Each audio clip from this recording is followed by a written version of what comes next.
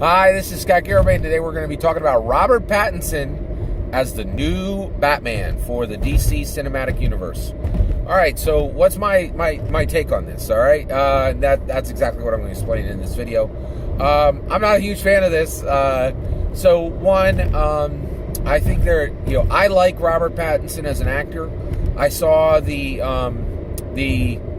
Eclipse? No, not Eclipse. The Sparkly Vampire Twilight. Excuse me. So I read all the Twilight books, and I enjoyed the movies. I think Robert Pattinson did exactly what he needed to do in those movies. Like, he's an actor, he gets paid to fulfill a role. He was also Cedric Diggory. I'm amazed how few people talk about his role as Cedric Diggory in the Harry Potter movies. I think that's some of his best work, and people really don't respond to that much. But I think Robert Pattinson as the Batman, I think this is a continuation of DC's fumbling of the DC intellectual properties. So, Warner Brothers has the rights to the DC characters, including Batman, and this is like, I remember once there was I had someone I knew, an associate, owned a golden retriever.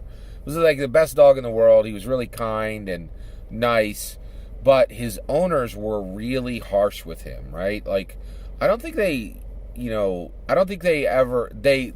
fed the dog, and they gave the dog shelter, right? But that was it, man. Like, the dog, the way they interacted with the dog was really strange, and you could tell that the dog was offset by it, and they just didn't really know how to have a dog or how to appreciate this dog. And the owners, in my opinion, really didn't deserve the dog, right? And the dog was awesome. The dog was the best. And that's the issue. Like, DC, Warner Brothers has DC, but it's just it's so offish. I feel like Warner Brothers owning the DC characters is like somebody who likes quilts being given a chainsaw, and they have never, and this huge fan of quilting, right, has never chopped down a tree, doesn't have a wood stove, and they're just given a chainsaw, and they're like, oh, hey, you got a chainsaw now, what are you going to do with it?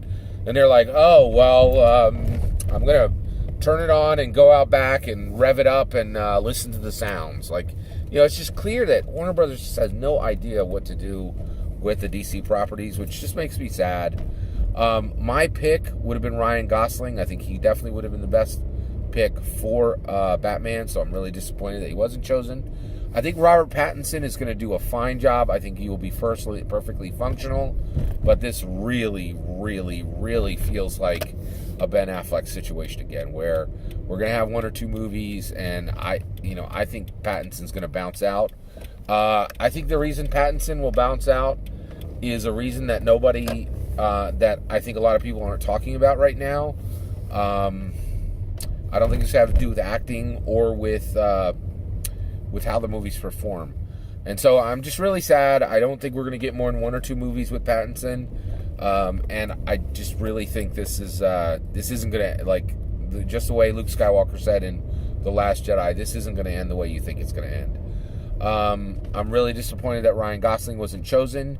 I think, Robin Pattinson is a good actor. I think he'll be able to function in the role, right? And we're going to get one or two movies out of him.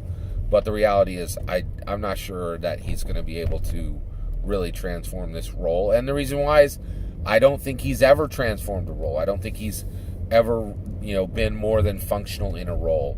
And the Batman deserves better. That's my take. That's my opinion. I'd love to hear your opinion. Please let me know in the comments below. Please consider liking and subscribing, and have a wonderful millennium.